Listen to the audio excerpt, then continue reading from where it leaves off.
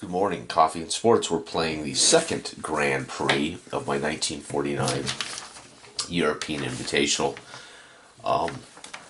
Last week at Silverton track, Hill took first. He started in the top qualifying spot and he went on to win the race. Number two was USAR Michaels, took second. Third was WRT Andrews, took third. Fourth, Inmars Klein, and fifth was Stevens. My team and McDaniels had a breakdown. We didn't finish after the second phase. So currently leading the standings in the Drivers' Championship is Hill of BRM, and the team BRM is winning the Constructors with 10 points. So we are now on to the second. Grand Prix in Spain at Shepard's Valley Raceway, and we organize it. The game is a lot faster than it appeared yesterday. We're organized. We got all of our teams. We got our main driver with their rating, and then we have the Spain Raceway across the top and all the phases and the finish when we wrap it up. And I wrote the Spain tracks modifiers up here. And so now, the difference between the very first early version of Racing Time and the current versions of Racing Time is I don't need charts. So this book didn't require charts. The new book, everything's on charts. So it's one of the things that I think, for the sake of it's hard to say. Charts, I think, improve the sense that we're playing a game and that the ratings mean more than just a number. But for the abstraction and speed of play, the original version of Racing Time, I think, was faster and more fun, and it didn't require charts. So we're going to play this again. We don't need charts now once you have your stuff down. So we're going to start it off with qualifying. I'm going to roll for his qualifying time, and I'm going to check to see if his car breaks down at the same time. So I'm going to speed up play by rolling 2 dice for every qualifying. All right, so he's going to go. So again, you add his driver number 5, 6, 7, and the qualified track time. So we got a qualifying of 7 for BRM, and his car was fine. Klein of Intmar is going to get 6 and 2. Let's double check Klein's car. Nope, Klein's car is good. So he's going to get 6, and his car's great. So no breakdowns during qualifying. Stevens is going to get 1. So he does not qualify too well. So Stevens is going to get. Oh, I forgot the team. Whoa. Qualifying 7 plus 4, 11. So I knew there was something. I was like, this is too easy. I'm forgetting something. Okay. And then 8 for the team. This is the team's. This would be your quality of your car, quality of your, your mechanics, etc. built into these abstract numbers. And then we have 1, 2, -2, holy cow, 0 qualifying, but his car does okay. So Stevens must have had a spin out or something in qualifying. Andrews is one of the better drivers in the field. 2, 3, 4 for Andrews, and his car is fine, no breakdowns. Michaels, this is at USAR. They are +2. So 5, and the car's fine. Boy, you can see the difference in the speed of this track versus last week. 13, 9, 6, 8, 9, 9. Here we have a 0, a 4, a 5, and an 8, and an 11. So much slower track. As I said before, that's the track qualities, tell you how fast they race. This is a little more, this Spa could be a really long track, or it could be have a little more technical stuff on it. All right, my team has got +1, +2, and we're going to get 4, and our car is fine. But again, we qualify not so hot. So Qualifying, you can do collisions if you want to. I normally leave qualifying as just literally to set the race. Like you would if you were having a real qualifying, 2 days of practice and a qualifying day. So I don't do collisions. I will check to see if the car breaks down.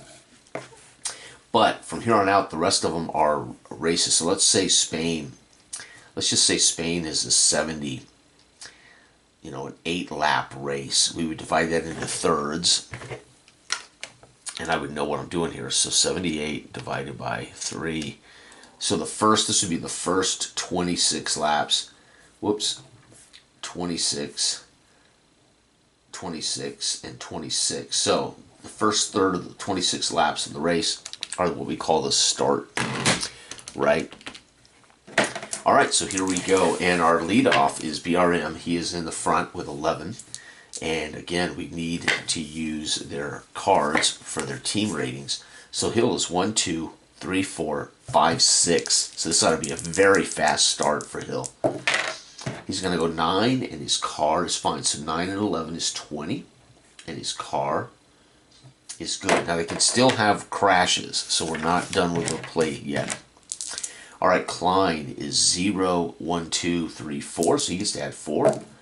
So, wow, so 9, 17, but his car is in the pit. If I roll a 6, the crew cannot get the car out of the pit. No, it's good to go. So he's going to go into the pit, right? He will pit. I'll circle that so we know that he actually went into the pit. So you can track that, right?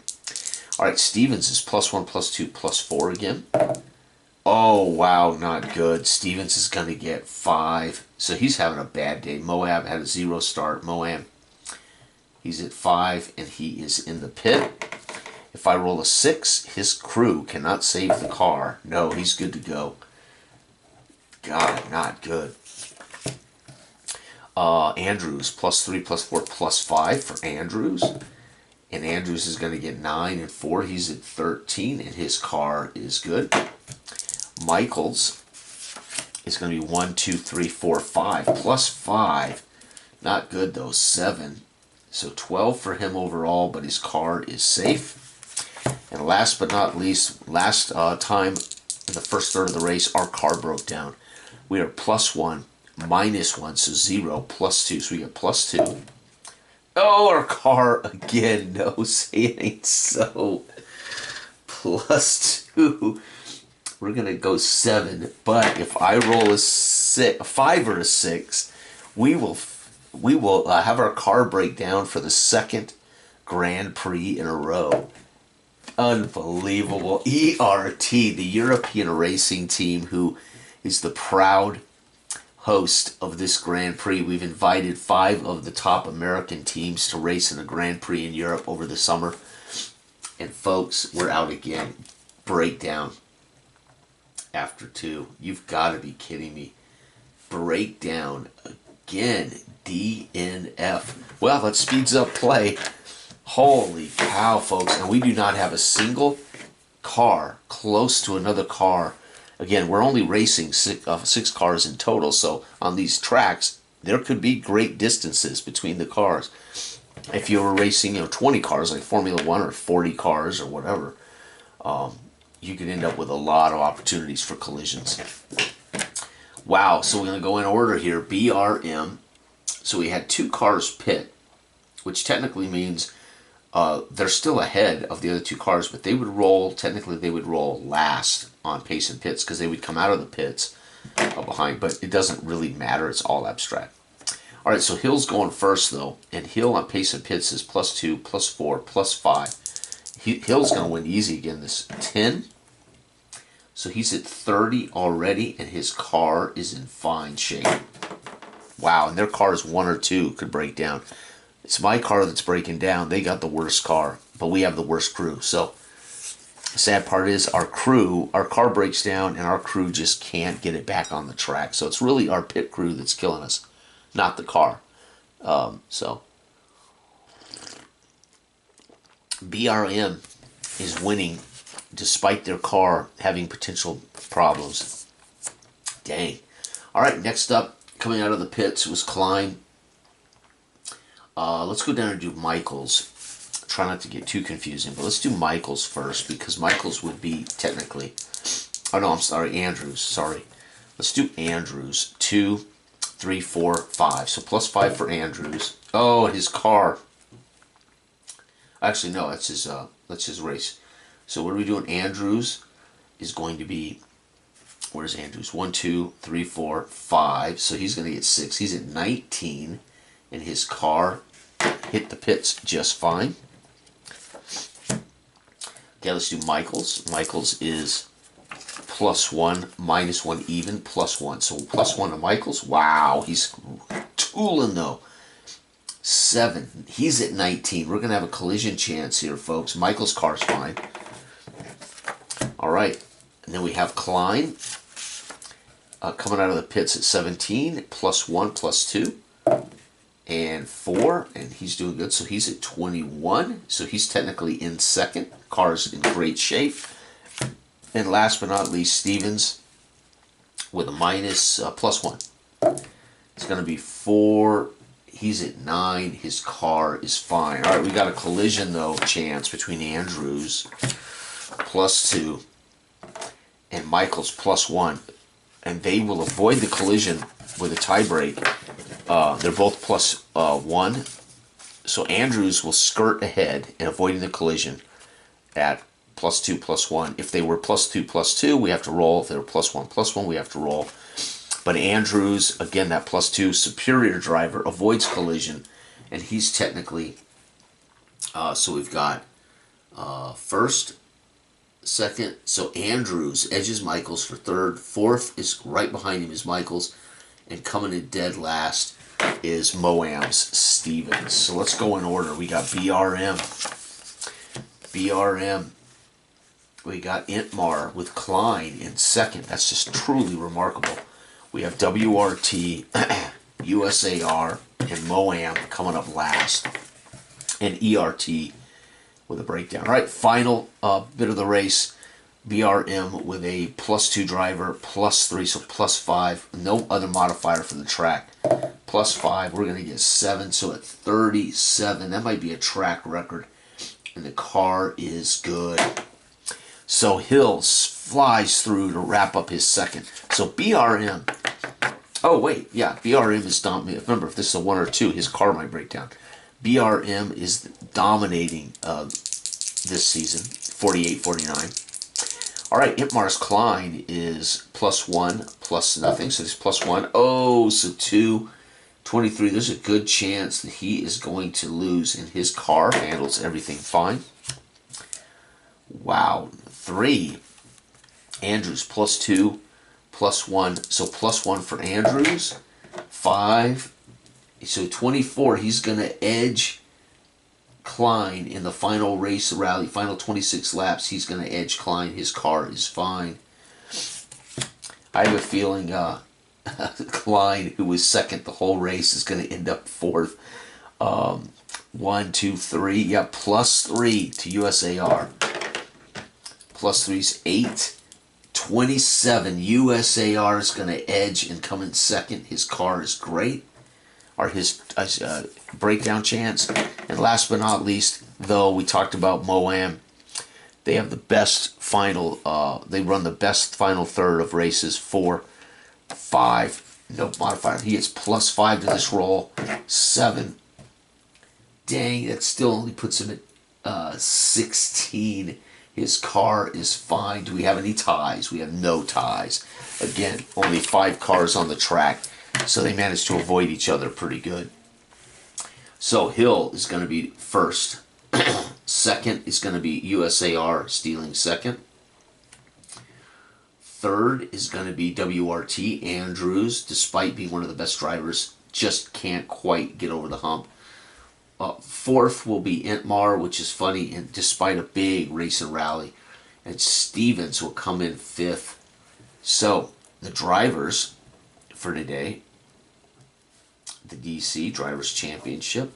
So, drivers today, let's go back over to the first one, my team, out of it. So Hill won again. So Hill's easily winning the Drivers' Championship with 20 points. Michaels came in second again. So Michaels, 14 points. Andrews came in third again. Yep, Andrews. This is crazy. Andrews comes in third again. He'll have 10. Klein? No, this time it's fourth is Klein. Oh, it is Klein. My gosh, it finished almost identical. Klein, 6 points. Stevens comes in dead last again. Well, fifth. Stevens gonna have 2, and folks, poor McDaniels. Not a bad driver, but he's in a car with a pit crew that cannot handle breakdowns. And folks, it's finished almost identical to the first race. That's creepy. Tracks are completely, well, they're not that different. Those two tracks are pretty close. +1, +0, -1, +2, -1, +1, 0, 0. So those two tracks are really close. Wow. Okay, so constructors. CC, Constructors Championship. BRM with 10, BRM won here, so BRM with 20. USAR second, we actually know this is identical, isn't it? With 18 points. WRT is third. Let me double check that. Yep, WRT is third with 16. Intmar is fourth with 14 points. Moam, 12, and Ert, 0. We are the absolute dregs. So number 2 in Spain at Shepherd's Valley Raceway, Hill wins again. Michaels comes in second again. Andrews, Klein, Stevens, and McDaniels. And knock on, I don't have any wood around here. Yeah, no wood. Knock on plastic. Nobody has died in the 1949 Grand Prix so far. So there we are, folks. That's 2 in a row. So 26 laps. So you could give all of your tracks amount of laps for your Grand Prix and then divide them into thirds so you know how many laps you were in when all this went down. So there you have it. And if you wanted to know exactly when somebody had a pit or a breakdown, you just roll a percentile dice and divide it by that number of laps. So we had 2 cars in the pits due to car trouble, right, in 26 laps. So let's say I had a percentile. I don't have a percentile die, but let's say I rolled a 42. So it'd be 26 times 42%. On lap number 11, Klein would have had a car trouble, had to pit, right? And then I could roll another, let's say I roll a 62, 26 times 62%. On lap number 16, Stevens had to pit due to car trouble. Both of them get out safely out of the pits, right? And on the start, we broke down. When did we break down? Let's say I rolled a 72. So 26 times 72%. On the 18th, 19th, almost, so between the 18th and 19th lap, I was running the 18th lap when our car broke down, and that was it. And our pit couldn't save us. And again, if you want to find out when they pitted in the second portion, you would add these two up. That's 52, and divide 52 by a percentile to know on what lap there was a collision. Like right here, when do we have this big passing moment? Let's do it. So we got 52. And let's say I roll a 74 times 74%. So on the 38th lap, these two were dueling, or around the 38th, and on the 38th lap, Michaels would have edged Andrews to take third on the tiebreaker, right? So Andrews would have edged Michaels to take the tiebreaker on lap number 38. And then when you want to know, again, for the final phase of the race, all 3 laps, that's a 78, and you would divide any checks there for pits, breakdowns, etc. So you would know exactly what lap a driver broke down, right? So we can say we broke down literally on lap, what was it, 16 or whatever. Yep. So my car managed only 16 laps in the first race, in the second race, in the first race. Who knows? I could easily, but to do that, you're gonna need to know what the normal laps are, and you could use historical numbers, or you could randomly generate how many laps Grand Prix is, right? So anyway, Silverton, there it is, right? I may do that. I may go through and assign laps to all of my tracks, and then I can track even more detailed. When did they pit? When were their collisions? When were their overtakes? Highlights. So, all right, everybody, have a wonderful, wonderful week. Bye-bye.